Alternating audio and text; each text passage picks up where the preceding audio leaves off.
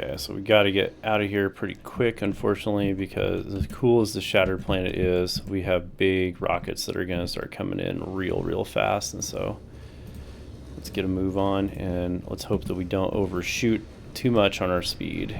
Let's see. Or are we going to blow up and die? Goodbye, shattered planet. Slow down. Gotta start slowing down.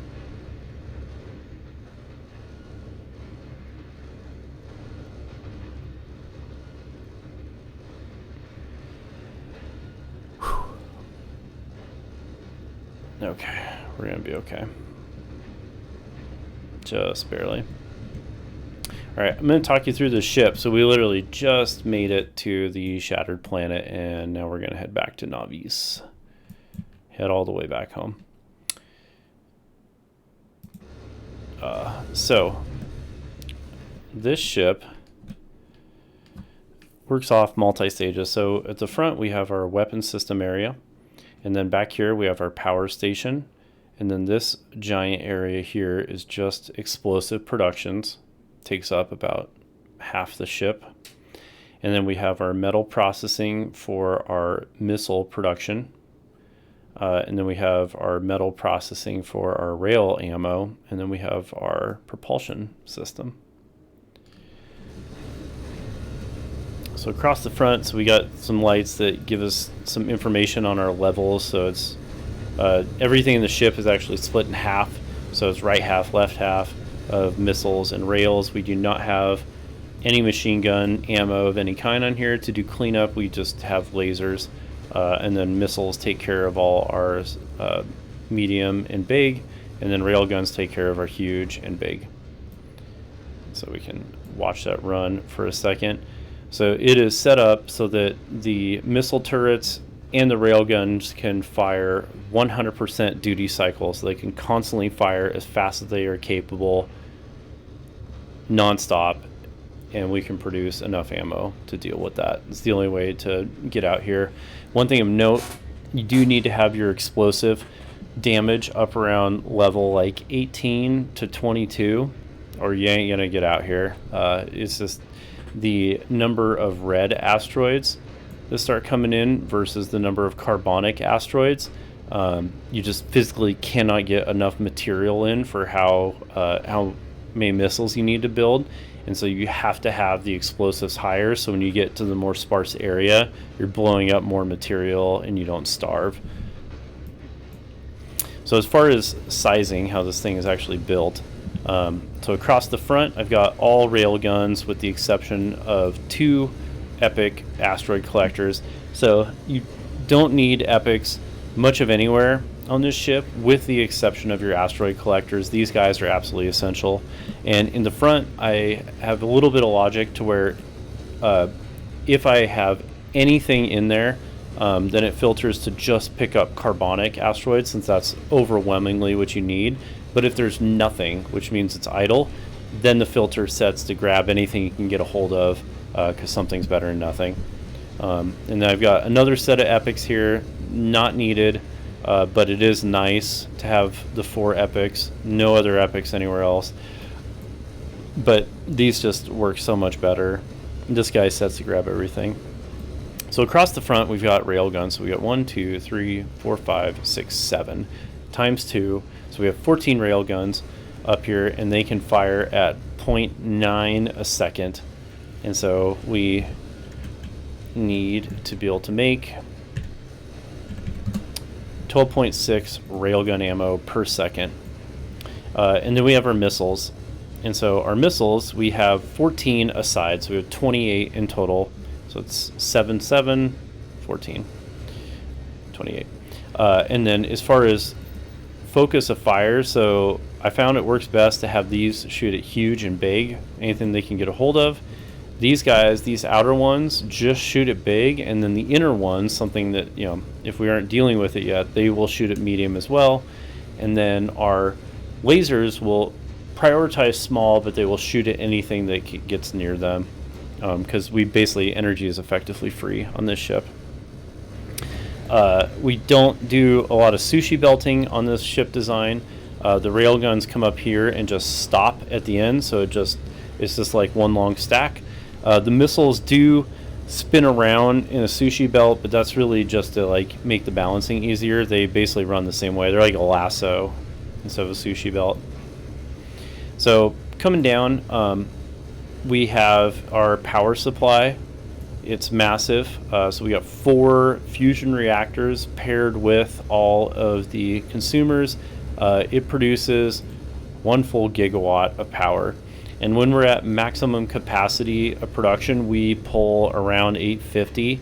We'll squeak up almost to 9, so we only have a 10 to 15% power budget on this, which is crazy. To give you an idea of how big that is, so this runs on 930 watts. This is my main base. So all this power supply here, all of this stuff here, all my belt, all the way down, all my production, my entire area, all these turrets, each one of these is set up of 8, is just absolute insanity. How this one little ship pulls more power than my entire main base, but it does. We have very little storage. We don't need much on here. We're not collecting anything. We don't store anything, so we keep the storage really just enough that we can just grab stuff. It's really just for fuel. We have an enormous amount of fuel to make sure we don't run out of electricity. So coming down, so everything just drops straight down on this ship design. So all of our asteroids drop down, our missiles and everything go up and stop, and then we just evacuate all the extras. We do not try and sushi belt because the belt balancing is too complicated on here. So coming down, the majority of everything is this explosive building area here. So we're using speed modules. Nothing fancy with these, regular quality here. These can make 8 a second is what they're built for. They make a hair over, but it's 8 a second, and then the supplied requirements to generate the resources to do 8. So each one of these is getting 2 asteroid crushers, 2 carbon creators. Here, all of the beacons required. And in order to make this design work, because there's so many, I separate out so the carbon gets directly inserted into here, or carbonic chips, and then that creates coal, and then in. But the sulfur, in order to get the sulfur to balance correctly, I actually move the sulfur out and I circle it back up and around, and then the sulfur drops through and then stops at the bottom. And there's slightly more sulfur in the system than there is carbon, and that's because there's starvation issues otherwise. And so this is kind of like a tuned system to create just the right amount of sulfur in the system, so these can run. So with 8 of these, they're 8 per second, there's 16 of them. That means that we can make just over 128 a second, which is the exact amount that we need in order to be at full capacity. Then we come down here, we have our water supply to feed all of the production above us. This literally produces just a hair over the amount of water that we need in here. We have to have these tanks in here to deal with some of the lulls in our ability to correct ice asteroids. And so we're at like 10% overproduction of what is required for the water. Dropping down, we have our metal processing area for our missiles. So this guy, he makes 280 a second, and then these guys consume, like, even though they consume a little more, they actually only have to make 16 plates per second, each one of them, which is exactly 120 in here. So when everything is at full capacity, it will perfectly maintain everything in here. And then we have these extra tanks just as a safety precaution if we have some dips here and there. Never had to use them before. So all the explosives are dropping in. Notice that these are all stack inserters. They have to be, even though these belts can move 60 per second, so 120 total, and that would be close. There's still major starvation issues if you don't use stack inserters, because that gets 4 per. And so with 4 of them per, that's 512 per second. That's more than enough that we need. And so now we don't have any starvation issues. So dropping down to our missile production. So this is actually 4 sets of missile production stacked next to each other with the appropriate beacons. And then we have 8 up here times 4. So we have 32 of these that we make, and then we make 1.12 per second. So 32 times 1.12. So we can do 35, we'll say 36 per. And if you'll remember, we had 28 missile turrets, and so they can just shoot just a hair over. They're at like 2.1, I think is what they shoot. And so we can make 2 missiles more per second than what those can shoot at 100% duty cycle, which is crazy. And as far as the build, so rockets make exactly 2-to-1 of our explosives. So each one of these feeds these perfectly. And then we have our explosives and our plates dropping down here. And then these guys drop into a twin belt design that loops down and then combines in with the railgun ammo and then goes up. Again, you need stack inserters on the missiles in order to have this all work. We wouldn't be able to have enough missile production. It would be jamming up if we didn't have the stack inserters. And we got some spaghetti on our belts in order to drop down to go into the railguns. This is what was required because the metal processing area. Okay, so coming in, so this is the metal processing for railguns. So a lot more complicated, whereas the other one, you only needed 1 production facility here and then 4 plates to balance. This, we have 3 productions in here, and then we have the assorted consumers. So these guys are pretty hungry. So these will pull, we'll say 14 a second, and they pull 200 metal in here. And so we do 480. So we do, what is that? 520 per second. And then we're pulling down 420. So we are making more iron than what we need. And then each of these will feed one side. And so we've got calcite production. We just ditch the ice. We don't need it. And then we've got a little bit of like trying to keep our metal asteroids here as they recycle. And then we do 2 copper conversions on here and then the 1 iron. So this is important. So the iron has to be on the outside of the belt so that it gets grabbed first, if you saw that. So we never starve our copper, but sometimes the copper will consume more than what our iron is, and that's where this last guy comes in. So this guy is tuned perfectly to produce just a tiny bit more than what the copper one will be producing when it's at full capacity, and so that perfectly balances the system without any starvation issues. And then just in case there is any hiccups, this system actually doesn't need this, but this is more for visual reference. We do drop tanks in here with the molten so that we can just see what's going on. If there's some issue, we can quickly see. And then so dropping this down, so this belt design here, so we need 2 belts for the railguns because there's 3 things. So it's so you need 10 wires and 5 steel. So even though you need half as much steel, you actually need twice as much production because of how much more metal hungry the steel is.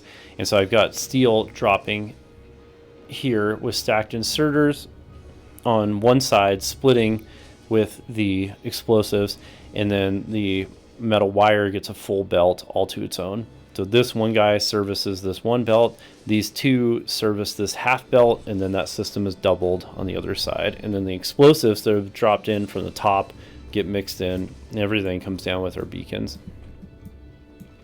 And so the railguns really are not as hungry as they proclaim to be, because even though they can shoot it basically once a second effectively, there's like a charge time on them, which is actually a little longer.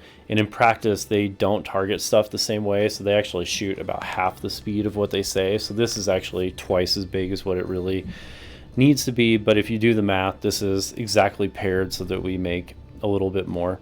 So this is where I am using some fancy assemblers to try and get more speed.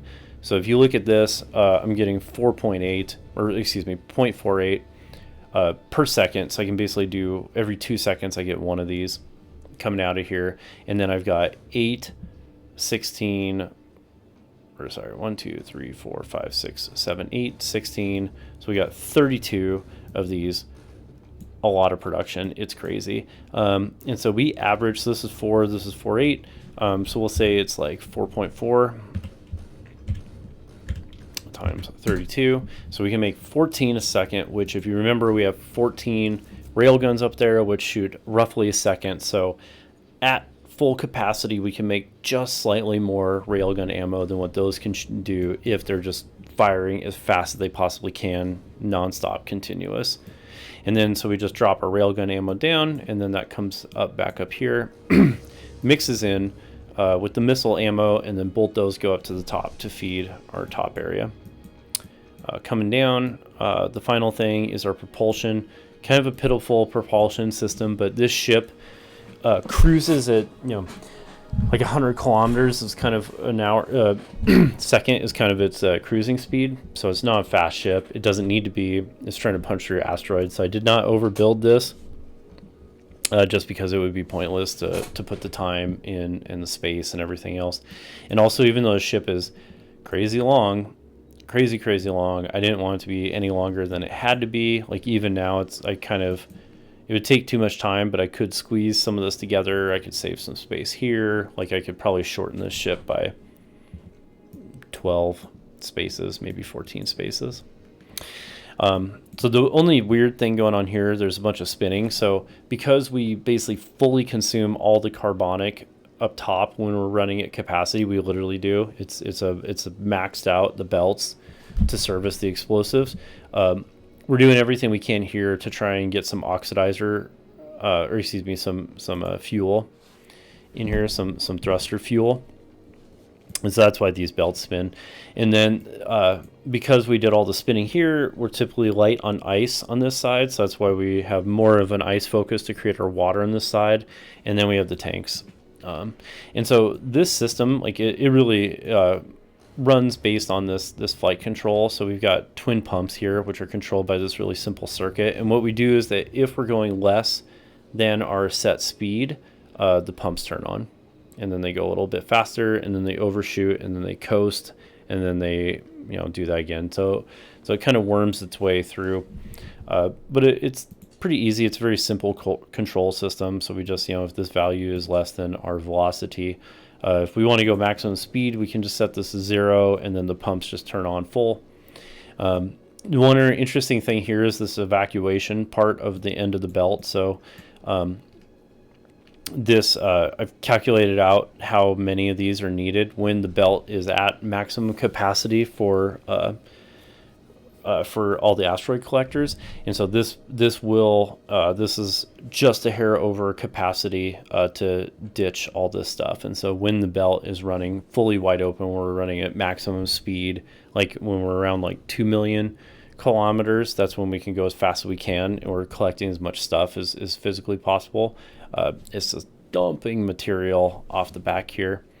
So super wasteful, but a lot easier in trying to spin the belts. So, and then along the sides, we just have a limited amount of protection. So, we've got some lasers. We do have some rail guns along the sides here, and then just a few missile turrets. We actually don't want a lot of missile turrets because a lot of times they actually cause problems, because most of these asteroids are going to be cruising by, but if you start blowing them up, that makes them shoot towards you. And so these guys are, just the minimum amount to catch the strays that the front didn't catch coming in here. And then back up to the front. So that's our ship. If you look up here, it's just like, it's mind-numbing how much stuff. One thing of note, I'll say before I sign off. So when you pass, so there's a few different stages. So like 60 to 100 kilometers, pretty easy to do. You can do that without explosives, rockets, and you can do it with a machine gun, like regular machine gun ammo. That's really, like, unless you really want to be stupid and try and get out to the shattered planet like we just did, that's where I would suggest you stop, because it gets much harder after that. Once you go past the 100, the density way increases, and then around like 1.2, 1.3 million, the difficulty curve really ramps up a lot, and then again at 2.8 million, it's making the same number of asteroids here roughly. That doesn't really change because the game kind of maxes out, but At 2.8 million, the distribution of red asteroids versus all the other ones goes way higher, and so they start to resource starve you, and so even though your density is the same, the number of asteroids you can actually do something with goes way down. And so that's where if you don't have your upgraded explosives, you're not going to punch past 2.8 million. You can't physically make the ammo anymore. Yeah, so this is my ship. Thanks for watching. Anyone who did watch this long.